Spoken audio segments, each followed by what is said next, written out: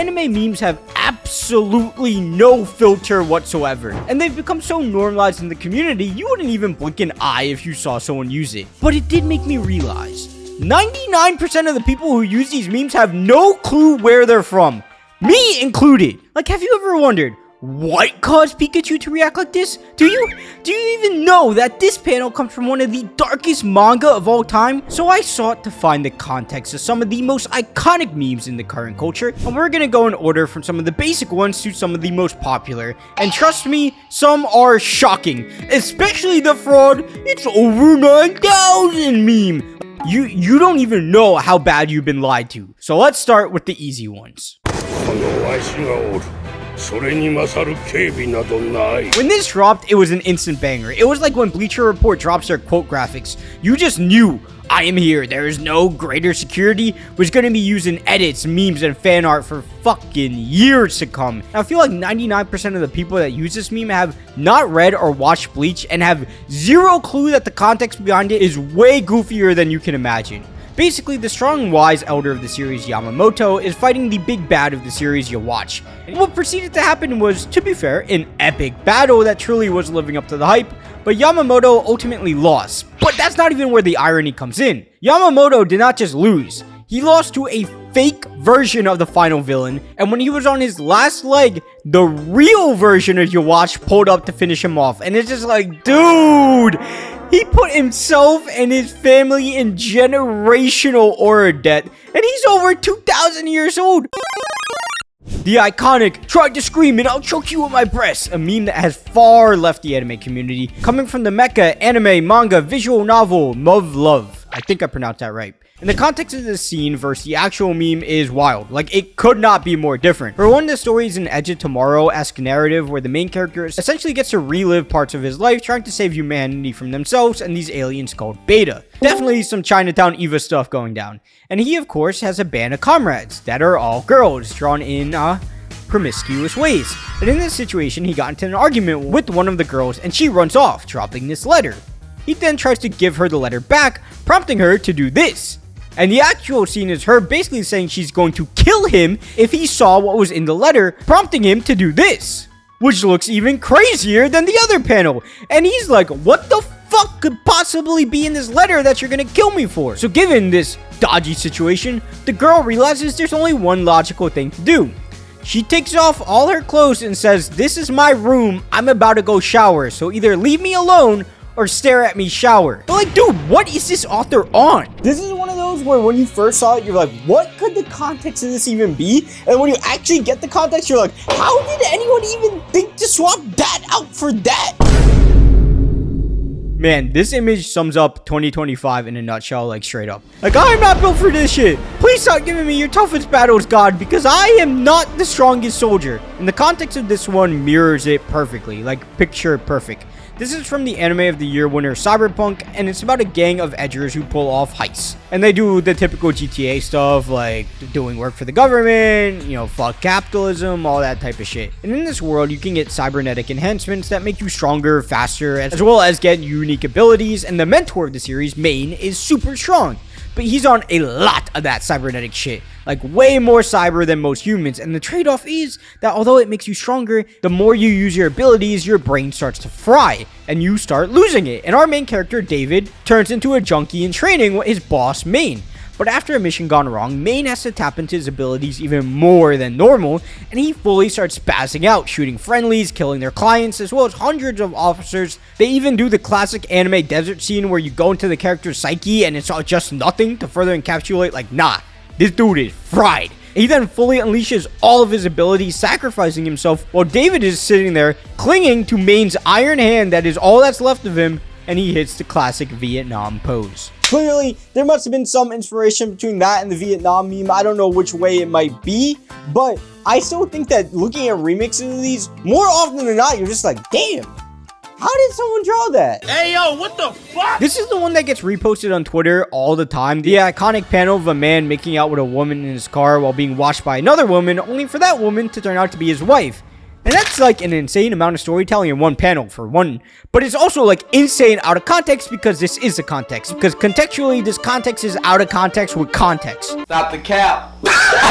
This story is called Haru-kun, which is about a young girl who moved back to her small hometown after having a rough love life in Tokyo, where all of her partners lied to her about being single when in actuality they were all married. But when she goes home, there's a new ordinance that to combat the declining birth rate of Japan, men are allowed to take multiple wives, and each person in the marriage will get a stipend for participating. And she is then approached by this emo-looking guy who offers her 10 million yen to join his harem as his third wife. Boom boom, a bunch of story and ecchi and romance stuff later, we jump ahead to a point where the second wife has run away, and our main character, wife 3, realizes that she ran away because she might be pregnant, and the person the guy is making out with is wife 1.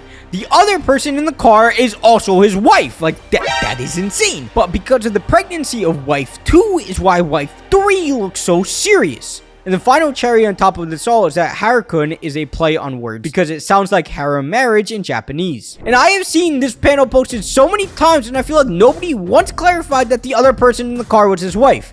But to be fair, that's kind of like a lot to explain. This is one of the ones that where it's like, the actual context of it is enough. Like, that's all I actually need.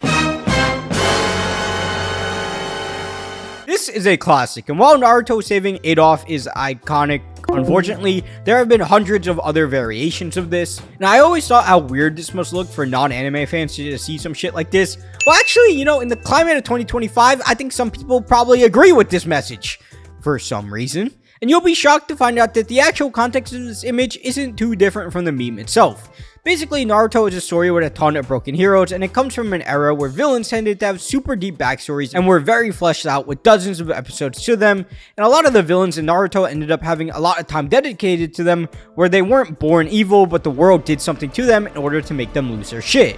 But this situation is an extreme of extremes. It's during the final war in Naruto, and the character Obito has declared war on the entire world, and essentially committed atrocities that led to the deaths of hundreds of thousands of people. I mean, this dude almost destroyed a city at the age of 16, and he helped kill his whole clan, and now he's responsible for all this death and destruction. But somehow, after Naruto beats him, he comes around to tell this man to join him and to forgive him. And I'll be honest, the way this was written, excluding the genocide and all, would have worked out.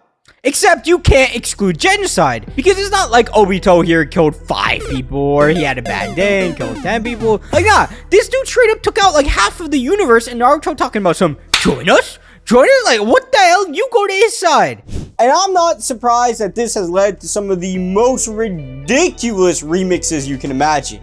But you know what else is ridiculous? Me. I'm an idiot. I'm a goober. I'm an absolute dingus. So please, leave a like, subscribe, and leave a hype, because I'm just pathetic. I just need it.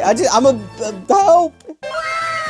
The infamous Babe Please meme, creating iconic Giga Chad memes and Dude Bro memes for a really fucking long time. This was one that popped off before anime in general did, so let me tell you my shock when I figured out how dark this manga actually is. This warrants a bit of a trigger warning to abuse, so just be warned. This comes from the Manga Magical Girl site, and I'm going to give you the rundown of the first couple chapters to give you some scope, and just know the panel comes in at chapter 103, which we will jump to. So the manga starts off with this girl, Aya, getting bullied at school, between her desk getting destroyed to getting her head stuck in toilets, and all she has to her that she enjoys is this stray cat, and she spends time with it and has some happy moments in her very dark life.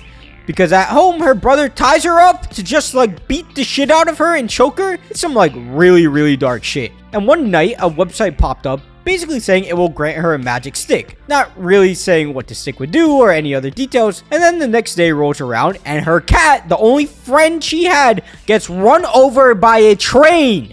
Yes, that is actually what happened, causing Aya to run to school, and she sees a magical gun there in her locker. So the school bullies then come around and start mocking her for her pet cat dying. Yes, they are mocking her for it. To make matters worse, this guy, who's supposed to be a third-year middle school student, tries to do things to her, prompting her to run away. But while on the prowl, this guy is still chasing her. So she decides to try out her new magical gun on the guy, leading to him and one of the bullies to get run over by a train. She's just like, what the fuck is going on? How did they just die? Was that me? And that's in the first chapter alone, which is kind of like a meme of how bad you can make a character's backstory. Like, Jesus Christ, that is brutal. To think that this is a manga that's laughed at for the most part is is wild, but the specific context of that panel is even crazier. So jumping to chapter 103, and Aya reaches home one day after a long night of magical grilling, and her father is crashing out on her, where he reveals that their mother had a miscarriage after her brother was born, and she could no longer have children, revealing to Aya that she is adopted, and that he hates her and can't stand her, and he has like magical panties on too. I don't fucking know, man. I don't know what the fuck is going on. So when the mother goes to slap him for saying that, he stops time with his magical panties and hits her back when she reveals that the reason that she had a miscarriage was because of him to begin with. And he's screaming at the mother, like at the top of his lungs, saying the most heinous shit. You then flip the page, and this panel is dropped of Aya crying out in absolute mercy, to which her father says she's a piece of shit. She's not even a part of the family, and asks why the fuck would she be crying. As you can see, it's some pretty dark stuff. But if you do want to see someone talk about it more in depth, The Masked Man has great videos on it. He is an absolute killer of a creator, and he will probably talk about it way more in depth than I did.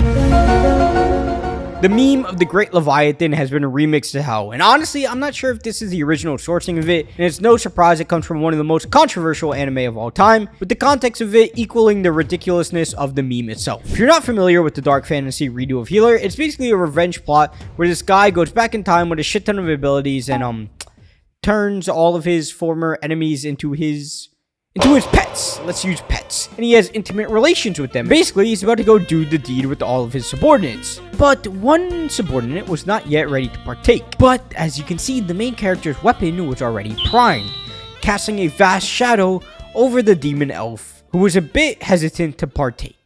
And it has now become one of the most popular meme formats of all time. Like, I don't know if people know how dark the original source material is, but jeez, man. But I am, like, curious. Like, if people did know the actual context of this, would it stop them from, like, making a joke out of it and using it as a meme?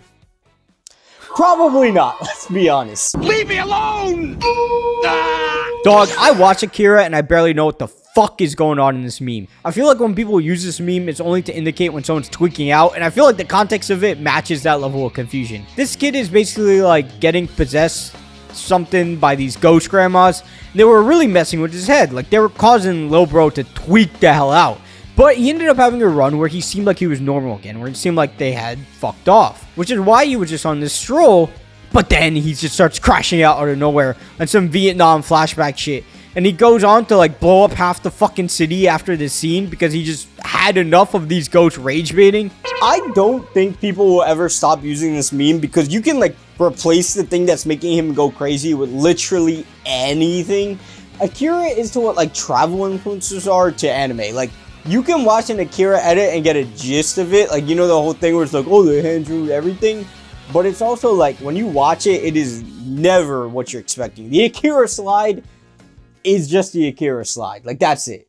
This isn't really a meme, so much so as it is like a profile picture, but I swear for 10 years I saw this image on the top of every fucking multiplayer game. When I finally got to watching Tokyo Ghoul, it was kind of anticlimactic. Basically what happened is the main character Kaneki lost his memories and assumed a new identity as Heist Sasuke. And Tokyo Ghoul is kind of like Demon Slayer, where Demon Slayers hunt demons, ghoul investigators investigate ghouls, and he switched from the ghoul side to the ghoul investigation side under this name Sasaki. But one day he gets into a fight with a ghoul that was a former comrade, and he proceeds to get this shit beat out of him. Like, they're absolutely taking him to town. And due to this ass beating, it triggers the all-powerful anime flashback, where his inner self, his true self, just starts rage baiting the shit out of him, causing Sasaki to give over control a bit and hits this pose. And yeah, he basically goes full Alex Pereira on these guys and destroys the shit out of them. Honestly, that was a bit more climactic than I remember now that I've run through it. But man, like, you know what got me thinking? Like, Tokyo Ghoul is so popular, and I feel like